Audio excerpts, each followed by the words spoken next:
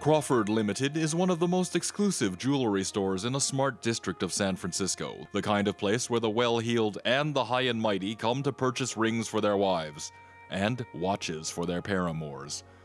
Our story begins inside a luxurious private office of Crawford Limited, where Alexander Crawford, a fine-looking, kindly, middle-aged man with gray hair, is talking on the phone. I'm sorry, Mr. Van Dusen. The ring is 8,000. All right, sir. Thank you. We'll send it to Mrs. Van Dusen this afternoon. Oh, I beg your pardon. We'll send it to Miss Evelyn Fontaine. Yes, sir. Mrs. Jordan is here, Mr. Crawford. Oh, yes, please. Have her come in. The secretary ushers Mrs. Jordan inside. Mrs. Jordan is a frail, lovely woman of about 45. She smiles warmly as Alexander greets her. Hello, Alex. Good morning, Sally. Couldn't believe your message. Have you really found a buyer? Yes, I have. I was surprised myself. His name is Madden. P.J. Madden. Not P.J. Madden, the Wall Street plunger. Yes, Sally, absolutely. But are you sure you want to sell the Kavanaugh pearls, Sally? It seems such a shame. It's your father's legacy, his gift. I thought that necklace would be the last thing you'd part with. It is. I'm broke, Alex. What? You mean the whole Kavanaugh fortune is gone? Ships? Everything? Yes. Seems absurd, doesn't it? I wish you hadn't let your son take charge of the estate. I know. Victor's been foolish and reckless, but he's all I have since Fred went. Still the same good sport.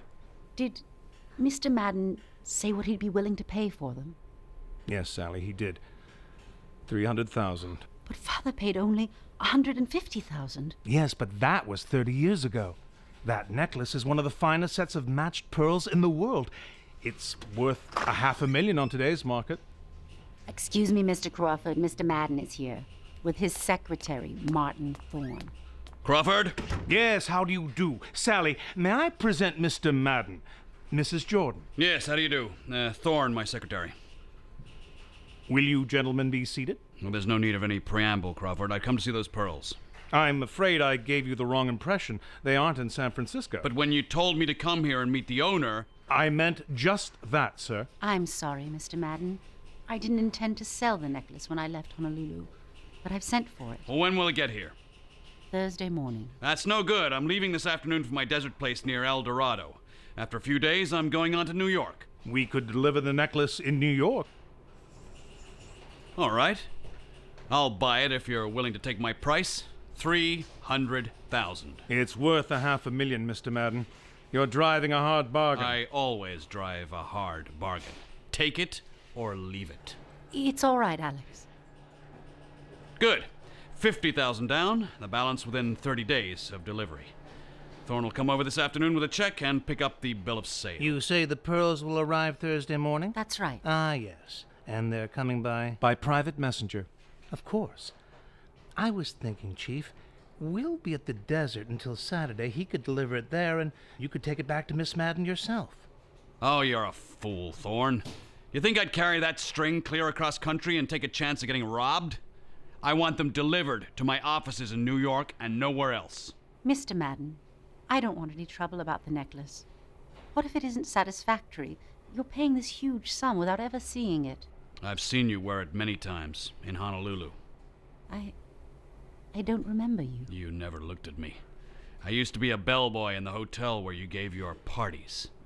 I've wanted that necklace for years.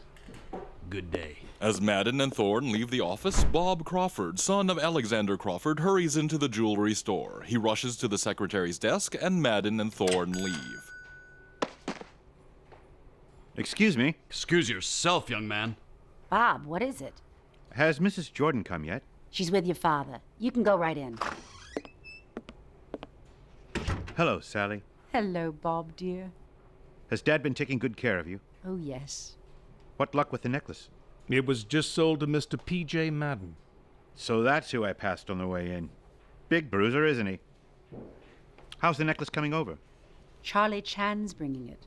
the detective sergeant with the Honolulu police. Chan. Didn't he used to be your #1 boy? Yes, at the big house on the beach, when Bob was little. He's always been devoted to me. I remember him. He used to catch me every time I raided your cookie jar and chase me out of the house. When does he get in? Thursday morning on the President Pierce. He's planning to take a real vacation. You better meet him at the boat, son. I'll do that. Is it all right if I take this good-looking young lady to lunch? Of course it is, if I can come along too. Won't he bore you? Oh, Bob. Fresh young pup. Crowds fill the docks as a gangplank swings into position on the President Pierce. On the crowded boat deck, we see Charlie Chan talking to 3 little American children, a boy and 2 girls, the youngest about 3. Their mother stands beside them, smiling. My turn! No, it's mine. not my turn! It's my turn. Oh, now we must say goodbye. Please don't leave, Mr. Chan. Well, sometime we hunt Indians again, okay? Okay. Your children very bright. My knowledge of Indians most limited. But you certainly know a lot about children, Mr. Chan. Experience comes with ripe years. Have learned much from honorable family, as you can see from family portrait. Oh, my. What a tremendous family. Have one more in added blessing too late to be included. Baby picture here. What a lovely child. You're most fortunate. Sometime I've entertained doubts when walking floor. All ashore? I was hoping to meet familiar face here. Maybe they meet me at bottom of gangplank. Meanwhile, across town, in a hotel suite living room, Bob's father, Alexander Crawford, paces up and down worriedly. Mrs. Jordan, too, looks apprehensive, and there, at a table mixing drinks, stands her son, Victor. He has the insolent look of a dissipated, spoiled young man with a pouchy face and flabby shape that shows an excess of high living. I don't like the looks of the whole thing, Victor. Nonsense. If Madden wants to change his mind, that's his business. It isn't up to us to question his orders.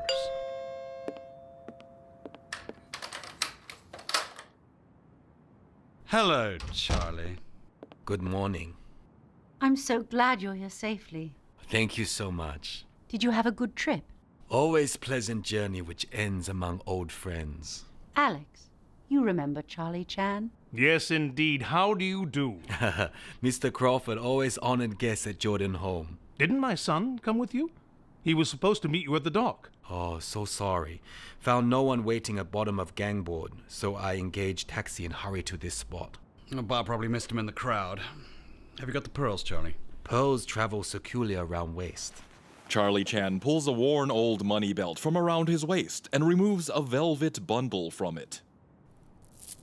Oh, responsibility makes them rest heavy on unworthy stomach, like sour rice. Well, Mr. Chan, hand them over and let me take that burden. Apologies, but pearls look better around honorable mother's neck than in your hands. Charlie Chan unwraps a gorgeous triple-string necklace containing 150 large and magnificently matched pearls. Charlie Chan places them around Mrs. Jordan's neck. Oh, thank you, Charlie. Now most enjoyable vacation begins. It's been so long I'd forgotten how exquisite the Kavanaugh pearls were. Here, Alex. Take them before I change my mind. I know how you feel, Sally. Oh, I'll get it.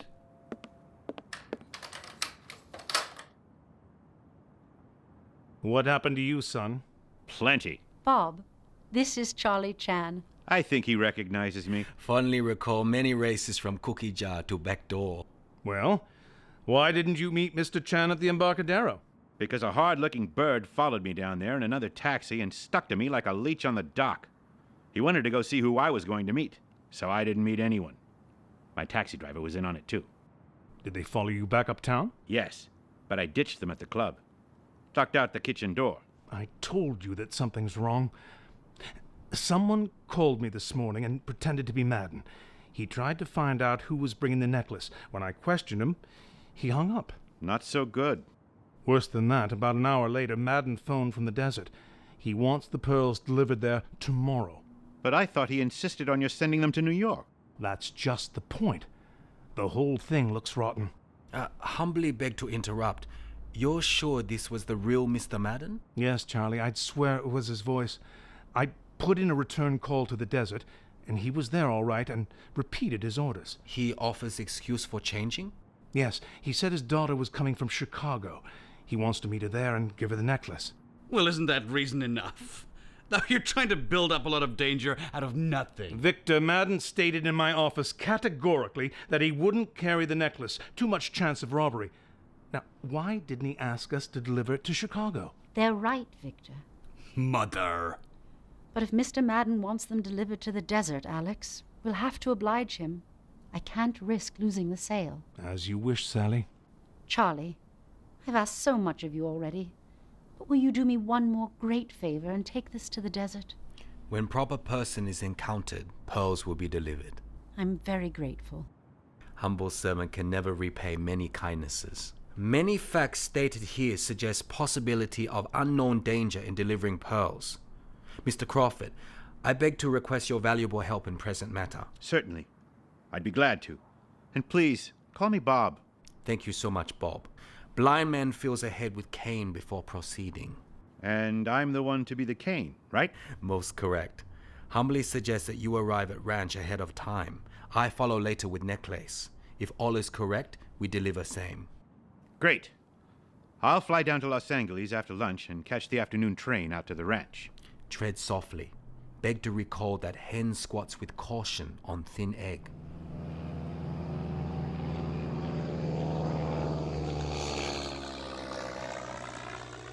Following the plan of Charlie Chan, Bob Crawford flies to Los Angeles, then transfers to Union Station.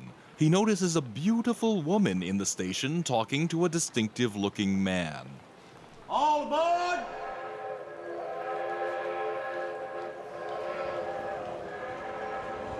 On the train to the desert, Bob Crawford has unexpected company in the first-class compartment. Excuse me, your coat is on my seat. I'm so sorry. Let me get that for you. I'm Bob Crawford. I'm just going to read my book if you don't mind. As night falls, the train finally arrives at a small, dingy desert station. El Dorado! El Dorado! At El Dorado, only 2 passengers leave the train, Bob Crawford and the quiet but lovely travel companion of the last 3 hours. Porter, Yes, miss? if you could take care of this for me. Of course, miss. Why, thank you, miss. Thank you, sir.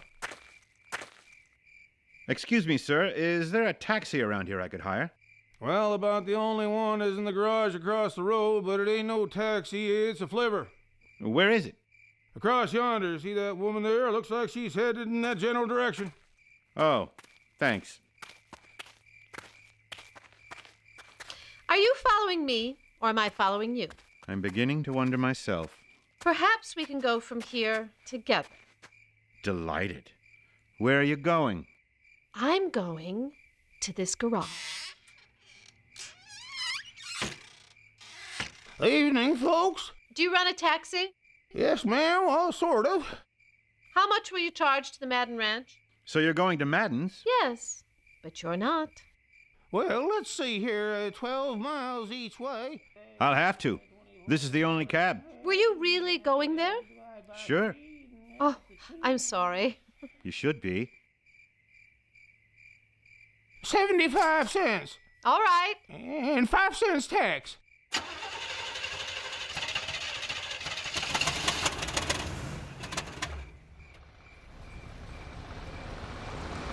Starts out interestingly. It gets more interesting further on. Finest country in the world. You folks newlyweds?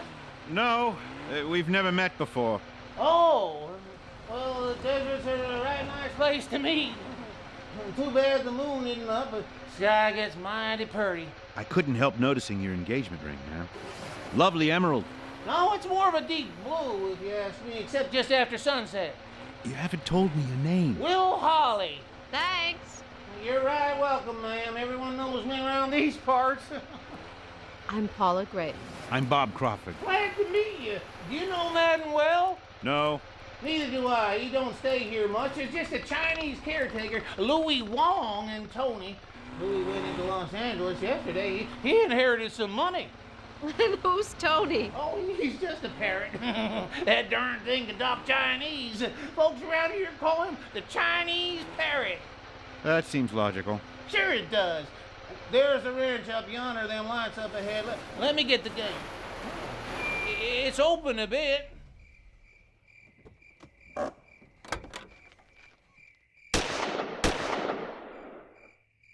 Those were shots. Sounded like a 45. They seem to come from the ranch. Sure did.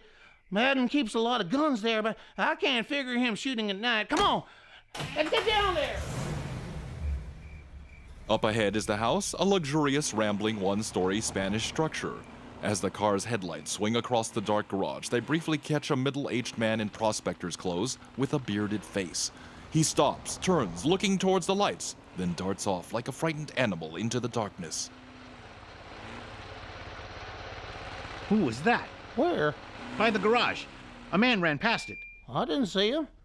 I don't like the looks of these goings-on. Neither do I. Come on. Let's see if anybody's in there.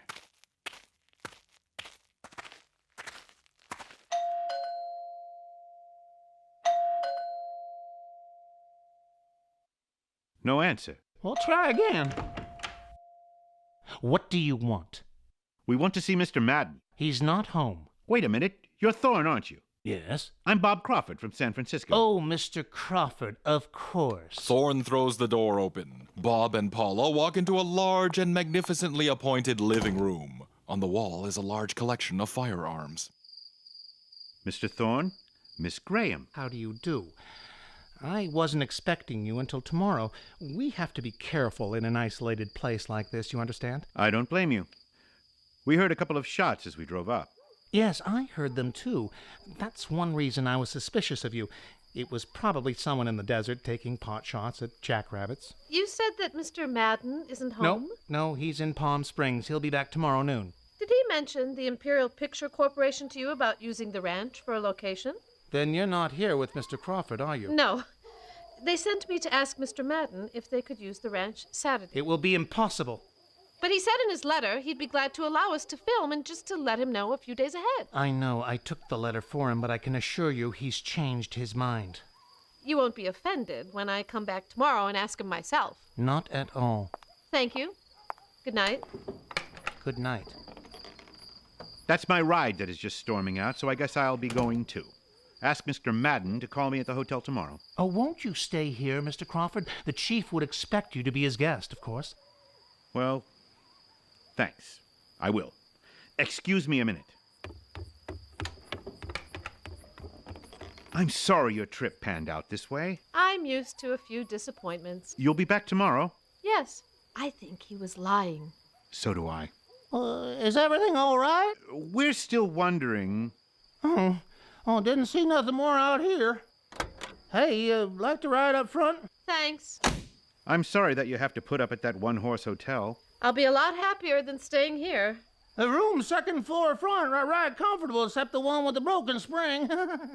Good night. Good night. Good night. Admiring my luggage? Yes, it looks very utilitarian. You brought the necklace? No, I didn't. But I understood you to say that... I came down to talk with Madden and handle the transaction. Dad's sending the string by messenger tomorrow. Oh, I see. Well, if you like, I'll show you your room. Thanks. A few hours later, at precisely 2:18 in the morning, Bob Crawford sleeps inside the guest bedroom when a shaft of light appears across his face. It widens and then narrows, but the light is enough to awaken Bob. Someone there.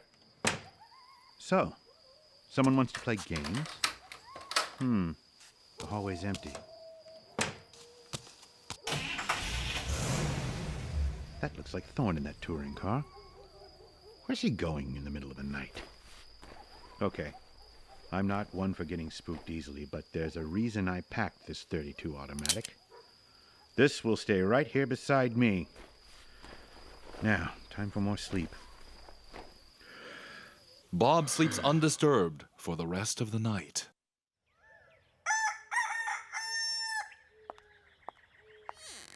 Thorne? This place is even creepy in the daytime. Thorne! Now what?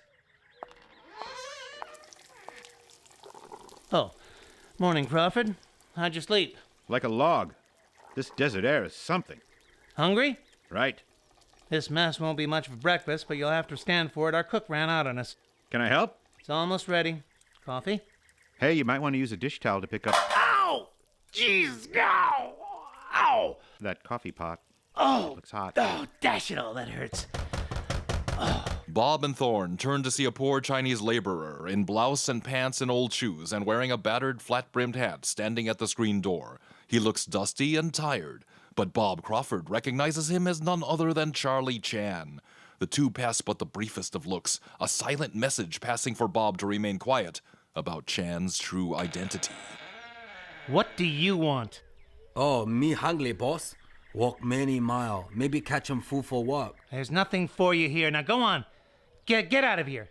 Very sorry. Seems like a shame to turn the old bird away. What with you having to do everything. They're pests. Hey, wait a minute. Come here. You, come here. Can you cook? Oh, yes, boss. Long time me #1 boy and cook. Big house. Oh, well, you've got a job. Come on in. What's your name? Akim. No, you can stay until our cook comes back. You understand? Yes, boss. You see that room here off the kitchen? Room. You sleep there. Now get out of those filthy rags and put on some of those clothes. Come on. Thank you so much.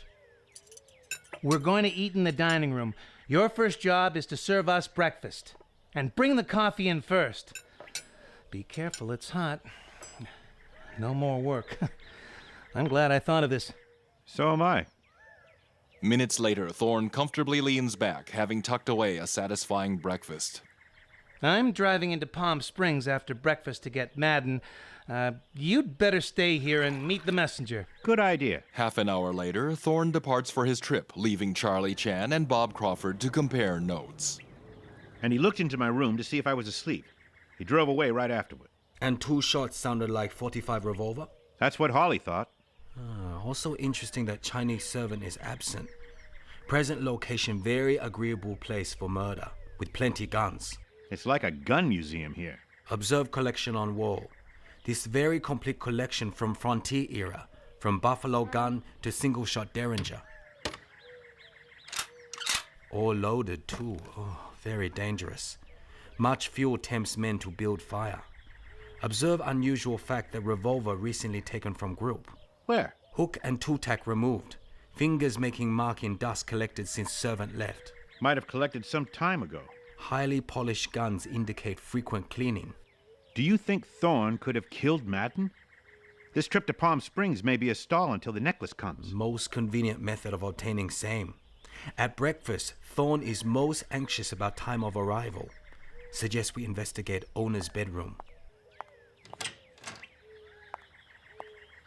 Look at this room. Madden lives like a king. See painting above bed of tranquil river scene? Yeah? Note that painted river starts moving again after a long time standing still. I don't get you. Someone replaced painting recently. Larger painting here before. Look at wall.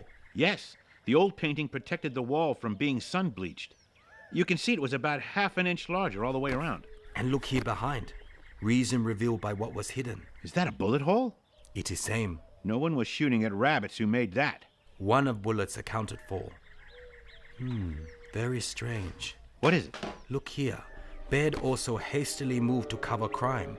Is that what I think it is? No other make stain like blood on carpet. And we heard the 2 shots. Second bullet reposing in victim. Then Madden must have been lying in here when Thorne came to the door. No wonder he didn't want to let us in. Took body away in car last night. Suggest patiently waiting for gentleman's return.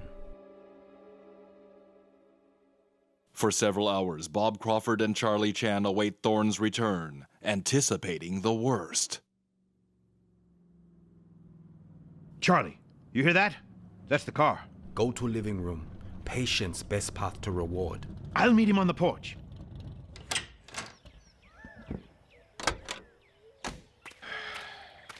Madden. Crawford, I'm sorry I wasn't here to receive you. Didn't expect anyone till today. Thorne make you comfortable? Yes. Good to see you. I'll put your bags in your room. Thorne says you didn't bring the necklace. No. It's coming today. So was there any particular object in your coming ahead? Well, yes. We can't be too careful on a big deal like this. Your changing your mind had us worried. That's nonsense. I told your father twice on the phone I wanted it down here. You gave us very definite instructions about New York. Well, you don't need to worry anymore. It's my responsibility the minute you turn it over. We'll all get our Kim to put on some lunch. Who's this Chinaman? New cook I got to take over Louis's place. This is your boss, Kim. Glad to see you, boss. I'm not hungry. Excuse me while I clean up. Come along, Thorne. He's alive. Who on earth was killed? Answer would be of most importance. I hate to do it, but it looks like we've got to deliver the pearls. Humbly take upon myself responsibility of refusing to do so. Why? Promise was given Mrs. Jordan to protect necklace until time of safe delivery. Disturbing facts continue to suggest danger. What now? Both men tell lies. They do not come from Palm Springs. How do you know? To Palm Springs and back is 90 miles. Brazenly took liberty of examining car speedometer this morning and now. Amazing instrument shows trip of 44 miles. Suggests Madden who Mali until mystery cleared away. Stall him along, eh? All right, Charlie. I'm with you. Thank you so much. But what do I do now? Suggest you answer door. Oh, hello. All girded for battle, eh? Yes. Is he here? I'll ask him to see you. Oh, here he is. This is Mr. Madden, Miss Graham. Oh, yes. You wrote me about using the ranch. Mr. Thorne said you changed your mind? Well, he was right. It'll be impossible. I'm sorry. It means a black mark against me with the company. I promised them they could have it, and they've made all their arrangements, except the date. Well, you were a little premature, weren't you? I don't know why. I had the word of P.J. Madden. Perhaps I was foolish in believing the old rumor that it's never been broken. Oh, Miss Graham. I'm sorry, PJ. I meant to tell you she'd be coming by. She didn't want to believe me. Well, I'm not licked very often, young lady, but you win. Yeah, you can use the ranch. Thank you. I'm leaving Saturday night for Chicago. You can shoot your film on Sunday. I'll wire the company right away. How do you do, Mr. Thorne? Middling, Miss Graham. I guess you'll be on your way. See you Sunday. Mr. Crawford, you're standing by my car like a chauffeur. Planning to drive me back to town? I suppose he tells you you're beautiful. Who? Your fiancé. Your engagement ring. It does look that way, doesn't it? Don't tell me you're marrying a movie actor. Of course not. He's really very nice. I imagine I'd dislike him marvelously. What's his name? Wilbur? Certainly not. It's Jack. He's still Wilbur to me. The idea of a girl like you getting married. Here you are roaming free and happy around the desert and hills and canyons. And you want to tie yourself down to a 2-room apartment in a gas range. We might be able to afford a maid. It would still be terrible. Imagine mending Wilbur's socks. I tell you, his name is Jack. What of it? He'll be just as hard on the socks. There's something in what you say. I've only scratched the surface. You'll have to tell me the rest later. I've got to get back and send that telegram. All right. Is Wilbur bald-headed? That night, as darkness descends over the household. Crawford! Yes. I'm getting fed up with this delay. What's become of that messenger? I don't know. I'm gonna call your father and find out. What's his home number? I'll call him for you. Get me San Francisco. Montrose 3531. Hello? Dad, what happened to that messenger you were sending to Mr. Madden's? Why, he left about... He didn't? You mean Chan hasn't shown up at all? Yes. But he's been worried under the circumstances. So have I. Why didn't you let us know he wouldn't get here till Sunday? Sunday? Give me that phone. Now look here, Crawford. What do you mean the messenger hasn't even left yet? I'm terribly sorry, Mr. Madden. It was absolutely unavoidable. One of the strings broke when it was being cleaned. I'm having them restrung No. Just a minute. Can you understand the English language? Who asked you to have them cleaned, restrung? I just thought you would... Keep still! I'll talk. I told you I wanted them today, at once. I've a good mind to call the whole thing off. I'm sorry, sir. They'll be ready late tomorrow. The best I can do is deliver them Sunday, if you still want them. Well, I guess I'll have to wait. If you promise to have them here. We'll do the best we can, sir. All right. But this is the last time I deal with you, my friend. A secret listener has overheard this conversation. Charlie Chan, hiding by the kitchen door, indulges in a slight smile before slipping back into the kitchen. Tough luck. Well, there's no use waiting up any longer. You'll excuse me, Crawford. Help! Help! Murder! Put down that gun! Hey, that sounded like it came from the patio. Help! Murder! A parrot. Help! Help! Murder! Put down that gun! Hello? What's this ruckus? Is everyone okay? What happened? This parrot started yelling about a murder. Scared the wits out of me. Oh, he goes on a tear like that every once in a while when he gets excited. He certainly gave me a terrific jolt. Looks like it scared you too, Thorne. Yes, I can imagine. Well, that parrot's had a pretty scarlet past, knocking around sailors' dives. A sea captain gave him to me 5 years ago. Don't crowd, gentlemen. One at a time, please. That goes back to his bedroom days. He's calmed down now. Behave yourself, Tony. Oh, honey, not tonight, please.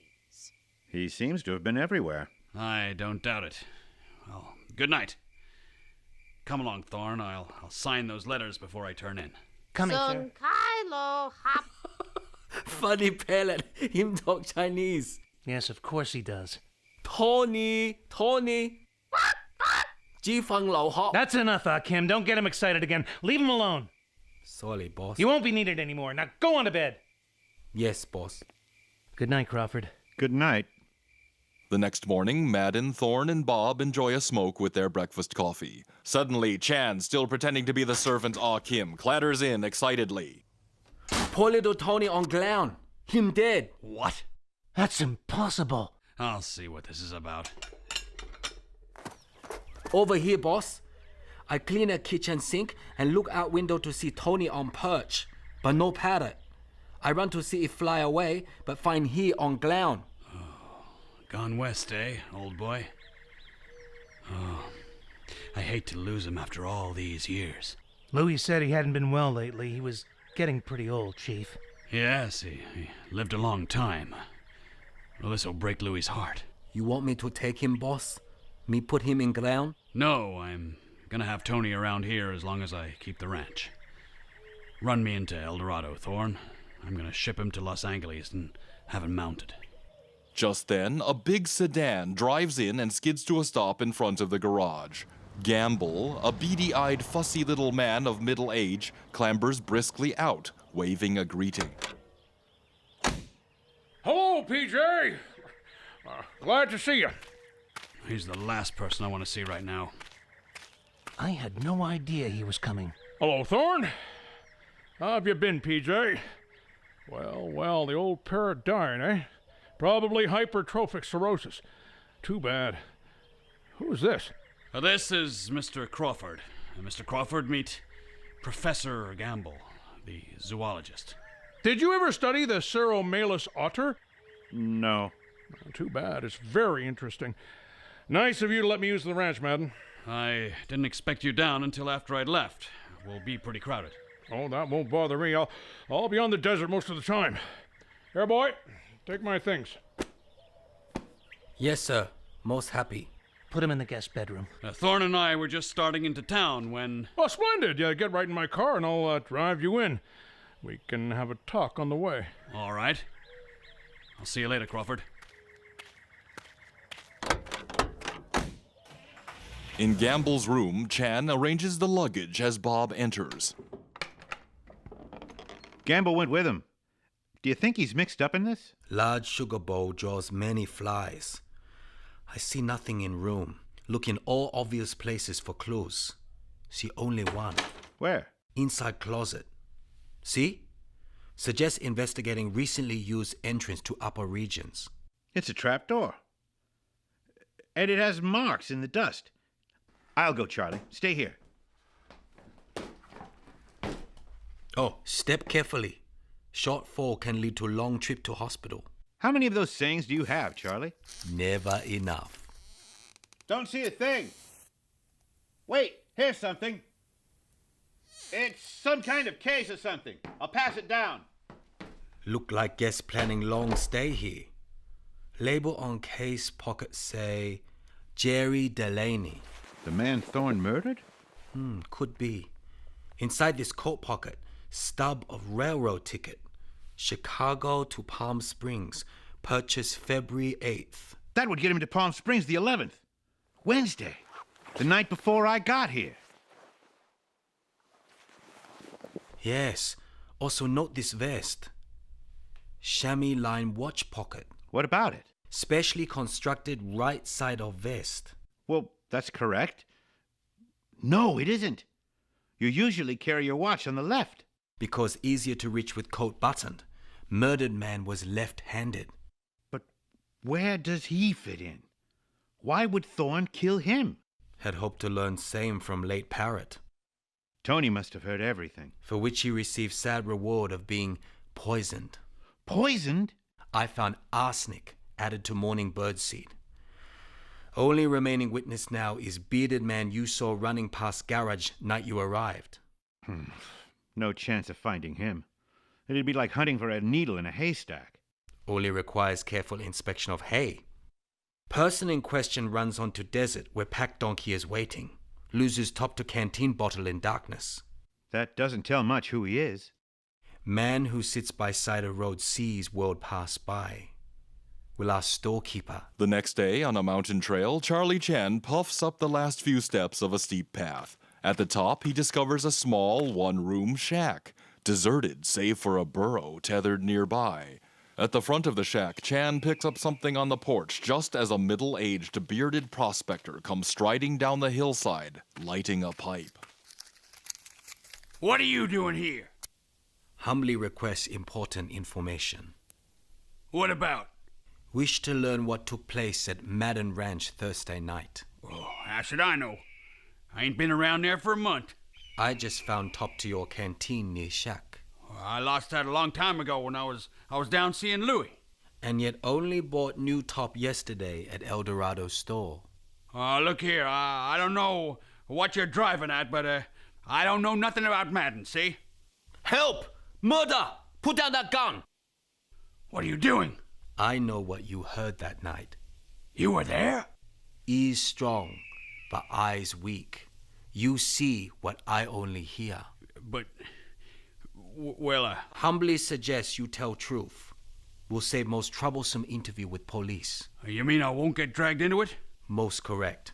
Only desire is to solve mystery. All right, I'll tell you. Now, Louis is an old friend of mine, and I stopped by to see him. I heard someone yell for help in Madden's bedroom, and then there was 2 shots. Where were you at the time? I was outside the patio. I sneaked across, and I looks in the window. A man was lying in there on the floor. You saw who he was? No, he'd fallen halfway behind the bed. What kind of gun did Thorne shoot with? Thorne didn't kill the guy. The big boss himself did it. Madden. Madden? He was there. Well, sure. He was standing there with a smoking .45 in his hand, glaring down at the guy on the floor.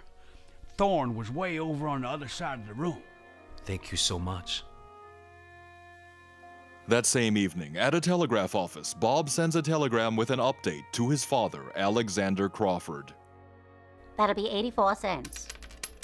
Alexander. What's the last name? That's C-R-A-W? Yes, Crawford. Hello there. Sending love notes via Western Union? Well, I do love dear old Dad. Following me again, Miss Graham? Operator, will you send this telegram right away? Yes, miss. Wiring good night to Wilbur. No. Do you think he'd mind if I walk you back to the hotel? Why, it's only 4 doors down the street. There it is, right there. What a cozy little hotel. Do the fleas sing you to sleep at night? Just like home. You know, I may as well confess something. What? If you weren't engaged to Wilbur, I honestly think I'd find myself falling in love. That would be awful, wouldn't it? Good old Wilbur. He saved my freedom. Will you be at the ranch tomorrow with the movie company? Yes, but I promise not to bother you. Good night, Bob.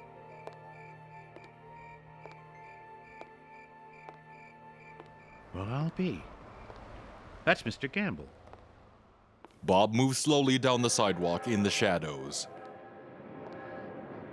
As the train pulls in, Bob sees a hard-faced man slip off the train with a couple of other passengers, looking about with purpose before he greets Gamble on the platform. That's the man who followed me to the docks in San Francisco. Come on, I have the car. And now you're up to the ranch, eh? Well, I'm right behind you. Bob stays so focused on Gamble and his hard-faced friend, he fails to notice the Chinese man walking towards Madden's car, which is exactly where Bob himself heads. Excuse, please. What is it? You drive a bus auto. Maybe me go to ranch now. Me, Louis Wang. I come in on train. You go ranch? Maybe me take along, please. Sure. Get right in. Oh, thank you very much.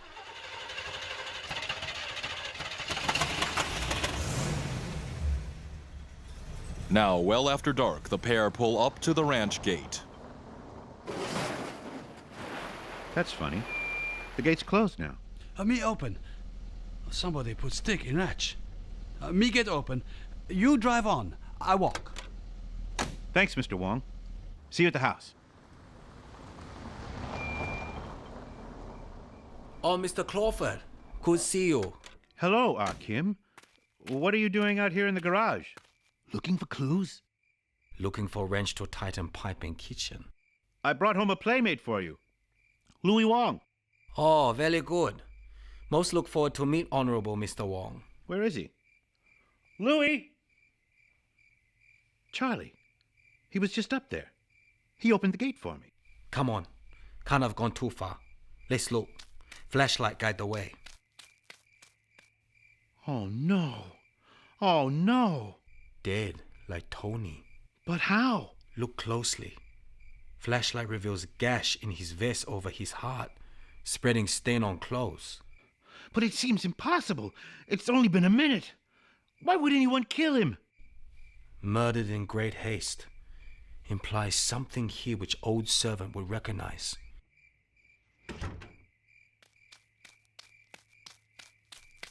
What's all this racket? I heard you drive. Mr. Thorne, you better look at this. Why, it's Louis. What happened to him? Dead.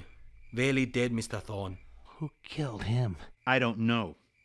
I drove in and left him at the... Blast it! Let me out of here! See? Do you think he did it? Equal chance that Madden guilty. Prospector narrates amazing fact that Madden committed shooting in bedroom. Madden killed Delaney? Madden shoots someone with Thorne present in room. What is this, Thorne? Have you gone mad? What the devil He's is... right up here. Give me that flashlight, Chinaman. Oh my, this is just too rich. Thorne? Fine business, this. Well, what are you staring at me for? I'll stare at you if I wish. I'm sick of the sight of your stupid face. I won't take that from you or... This place is turning into a madhouse. Tony dead, Louis murdered, movie outfit coming tomorrow, and now the police will be messing up the place. No, go on and call them. Might as well get it over with now. And bring that Chinaman's body into the house.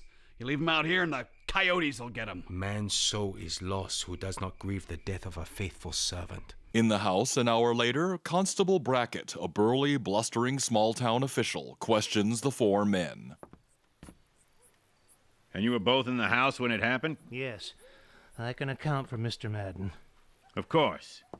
And Mr. Crawford, you're sure you didn't see anyone by the gate when you drove in? No one. And this Chinaman, Ah Kim. You're the new cook here, eh? That's like, boss. Where'd you work before this? All places, boss.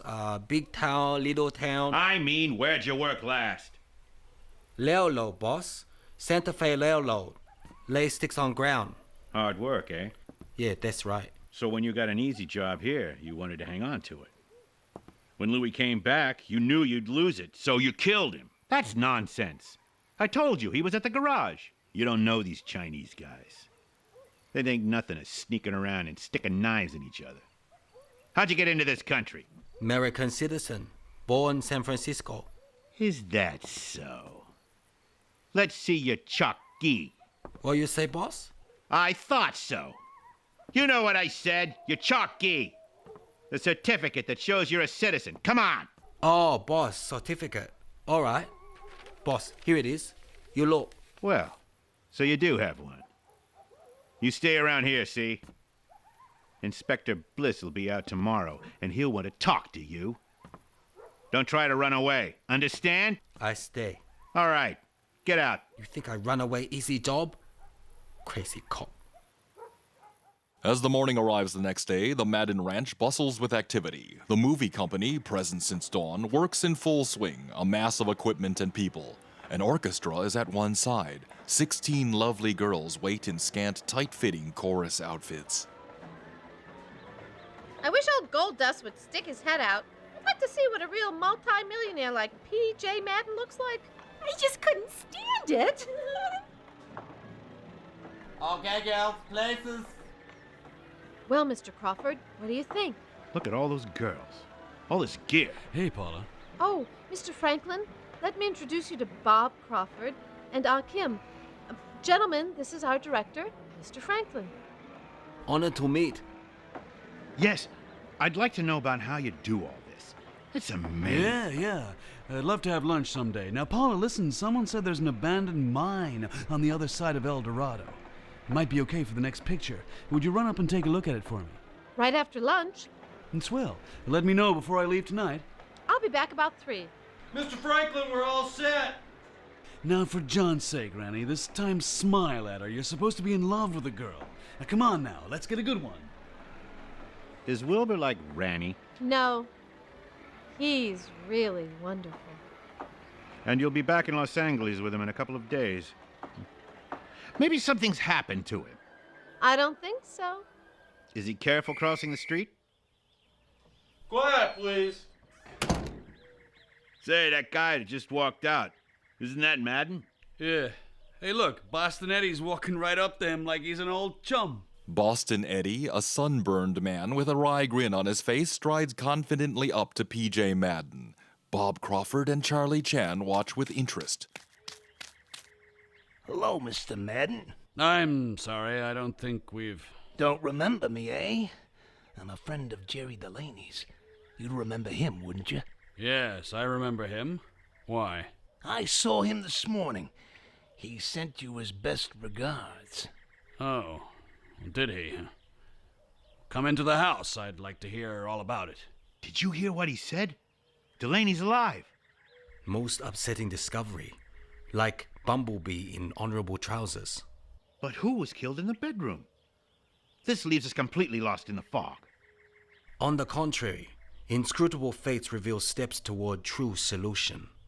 Must now go back to honorable work of Kim. Miss Graham, who was that chap who went inside with Madden? Eddie Boston. He's one of the assistants. You know anything about him? Not very much. I heard he used to be a gambler in New York. Bob Crawford? Why isn't that necklace here? When is it coming? Why, I don't know. Sometime today. Well, it better. I've got reservations on tonight's train, and I'm not gonna miss it. If the pearls aren't here by 8 o'clock, the deal's off. I'll be inside. Better than out here. There he is now. Who? Eddie Boston, the guy you asked about, silly. Run me into town, Dan. Mr. Boston? Yes? I wanted to ask you about a friend of mine. I heard you mention Jerry Delaney. I never heard the name in my life.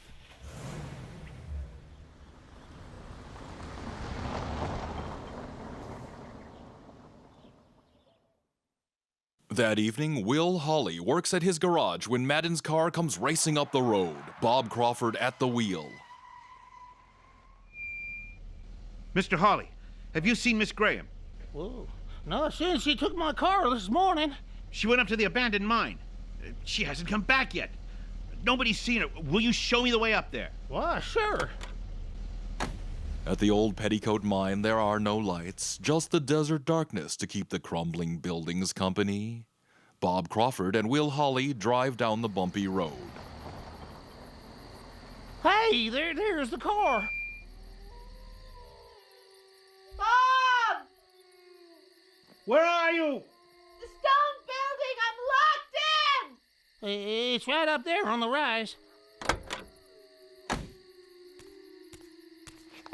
Shoves him up, Mr. Crawford. You and your friend are stopping right here. You know this raccoon? No. Wait. Yeah. You're the guy who followed me to the docks in San Francisco. The one who got off the train last night and met Professor Gamble. You shouldn't come sticking your nose into other people's business. Pearls of wisdom, eh? Those aren't the pearls I'm interested in. Bob! You answer, and you're dead. You know she has nothing to do with the pearls. Or Jerry Delaney. What do you know about Delaney? Let the girl go, and I'll tell you. No, not so good a deal. What do you want for her? The pearls? I've had them here all along. We've just been waiting for the FBI to arrive. You are lying. Who's that? Bob!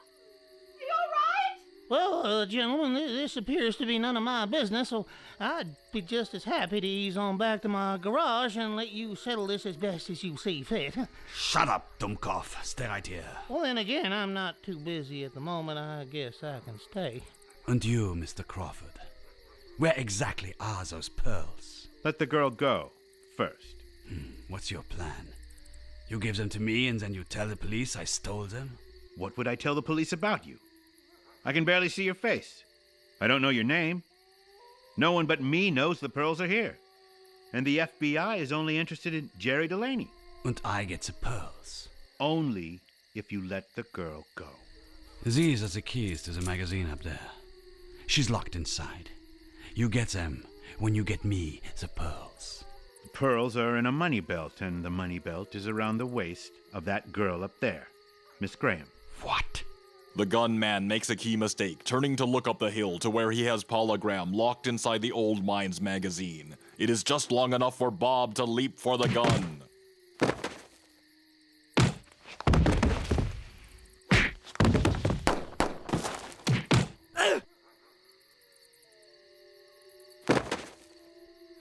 I got him! You got me! Oh, now I got him! Ow! I'll get you. I've been longing to meet you again. Oh, pretty good fight. He's out cold. I think I broke my hand. Here, you hold the gun on him. Shoot him in the foot if he gets cute. I'll shoot him somewhere else if he gets ugly. Well, look at you now, you thug. You ain't so tough. And here are the keys. Paula! Bob! Are you all right? At the old magazine where the miners stored dynamite behind a jail door, Bob finds Paula Graham.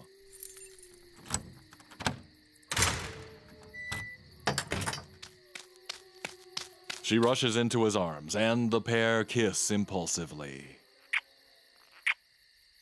Oh, I was afraid you'd been shot. You're all right? Just scared.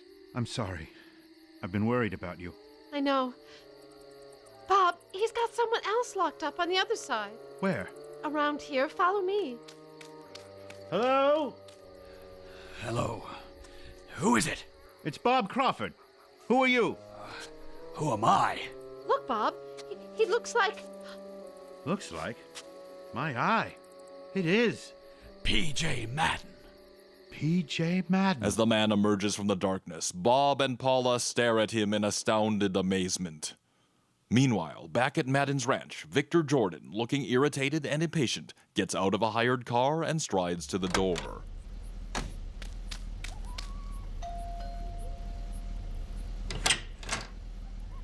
Mr. Madden, I'm Victor Jordan. Oh, yes. How do you do? This is Professor Gamble and Mr. Thorne. You brought the necklace. Why, of course not. Are you trying to stall me again? No, Mr. Madden, I just heard about this stalling. That's why I hurried down here. Crawford should have given it to you Thursday. Do you mean he's had it here the whole time? No, Charlie Chan has it. That Chinaman that brought it from Hawaii. Chinaman, eh? Well, yes, he's here, isn't he? Excuse me a minute. I want to have a little talk with you. Sure. What's the matter, boss? Where did you work before you came here? Oh, get 'em work all places, boss. Maybe lay sticks on ground for railroad. You're a liar. What's the matter, boss? I'll show you what's the matter. Come in here. Have you gone crazy, Charlie? What have you got that outfit on for? You've got Jordan's necklace. Now hand it over. Act no good now, Mr. Jordan. Thank you so much for exposing necessary ruse. Charlie, give him my pearls. Mr. Jordan juggles truth. Pearls are property of his mother. Humbly refuse to deliver them.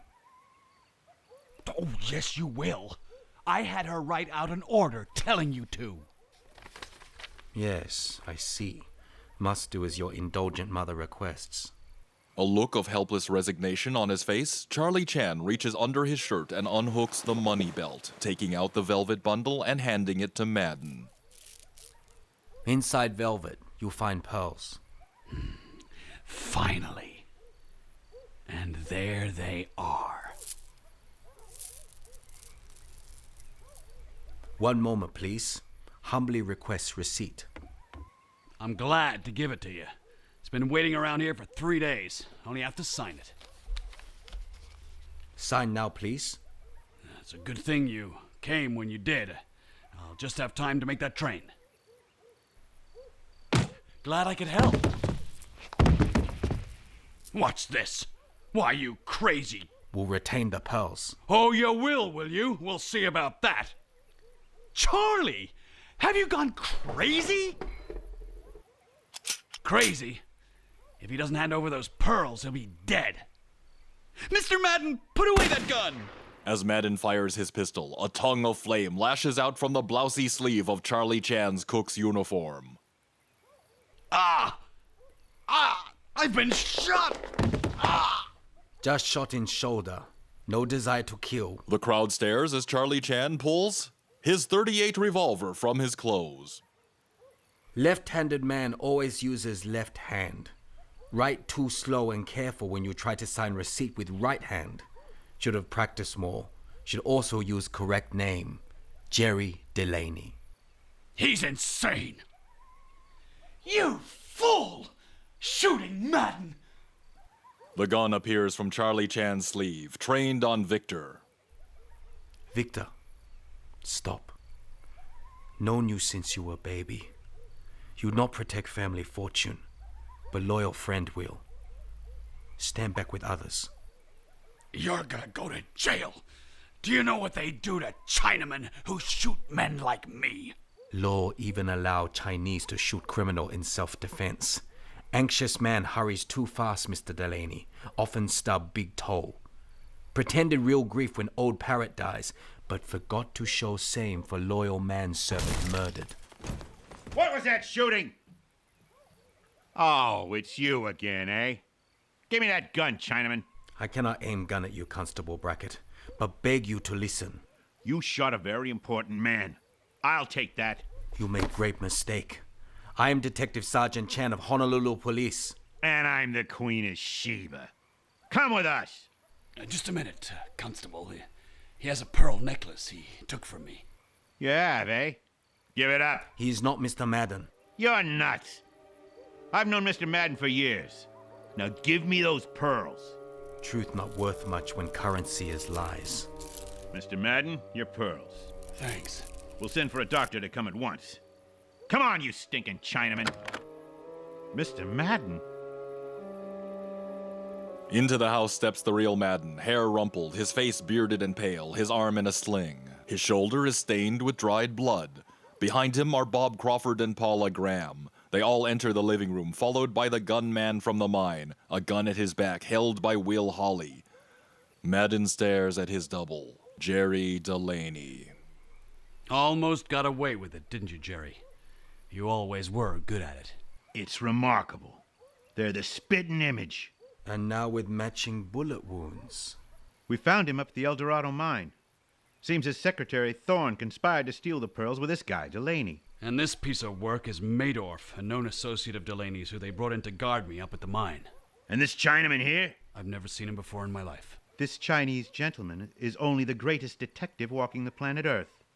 His name is Chan, Charlie Chan, of the Honolulu Police Department. As I said, Constable Brackett. I'm sorry. Justice serves as strongest apology. Believe you have work to do. You're right, Mr. Chan. Mr. Delaney, you, sir, are under arrest. And you, Mr. Thorne. And don't forget this guy, Maydorf, the one who kidnapped me at the mine. Okay, Maydorf. Get over here. Mr. Madden, I am most happy to see corpse from bedroom alive. Sorry about this, Mr. Madden. That bird had me fooled. Well, I don't blame you, Brackett. He used to be an actor until he discovered he was almost my twin. And then he started a racket impersonating me in New York years ago. You remembered that, didn't you, Thorne? Waited for a chance to double-cross me. And I thought I had found one man who could be loyal to me. Take them away. Come along, all of you. One moment, please. Must remove pearls from pocket of imposter.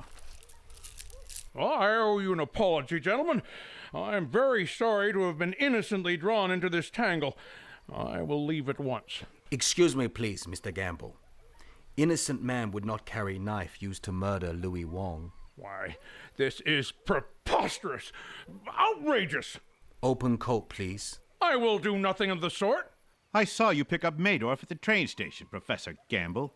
You're in on this. That's a lie. Gamble, open your jacket for Charlie Chan. No surprise here. Look at that blade.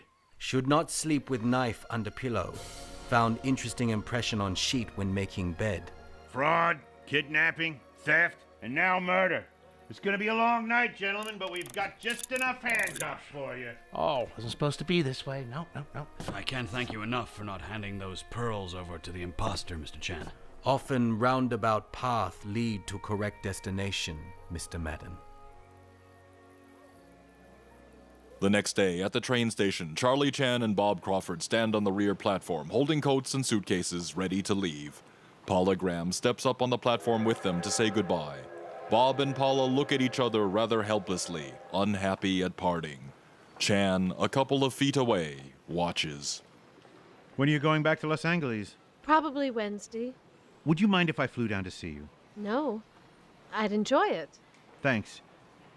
You know, if it weren't for that engagement ring, I think I'd kidnap you to San Francisco tonight. Well, I don't know if I'm up for another kidnapping. You'll have a lot to tell, Wilbur. Do tell him he has beautiful taste in jewelry. I should know. It's my business. It's a magical ring, you know. It's always kept me protected. Up until now. All aboard! Bye, Mr. Chan. Goodbye, Miss Graham. Miss Graham offers Charlie Chan her hand in farewell.